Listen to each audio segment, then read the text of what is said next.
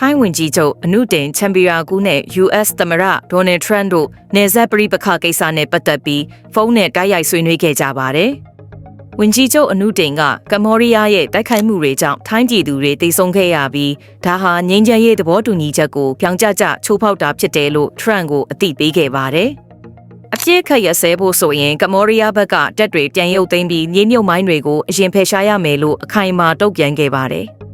အာဆီယံလေးလာရေးအဖွဲ့တွေကလည်းကမ္ဘောဒီးယားရဲ့မိုင်းထောင်မှုတွေကိုအတည်ပြုထားတယ်လို့သူကဆိုပါတယ်။တစ်ဆက်တည်းမှာပဲသမ္မတထရန့်ကထိုင်းနိုင်ငံအပေါ်တခြားနိုင်ငံတွေထက်ပိုမိုကောင်းမွန်တဲ့အခွန်မူဝါဒတွေပေးအပ်မယ်လို့ကတိပြုခဲ့ပါတယ်။အရင်ကအလုံများနေလို့မေ့လျော့နေခဲ့တာဖြစ်ပြီးအခုတော့စီးပွားရေးအရဦးစားပေးမယ်လို့အာမခံခဲ့တာပါ။ဒါဟာထိုင်းနိုင်ငံရဲ့မျိုးသားလုံခြုံရေးရည်တည်ချက်နဲ့စီးပွားရေးကျိုးမြတ်တွေကိုထုတ်ဖော်ပြသလိုက်တဲ့ဆွေးနွေးမှုတစ်ခုဖြစ်ခဲ့ပါတယ်။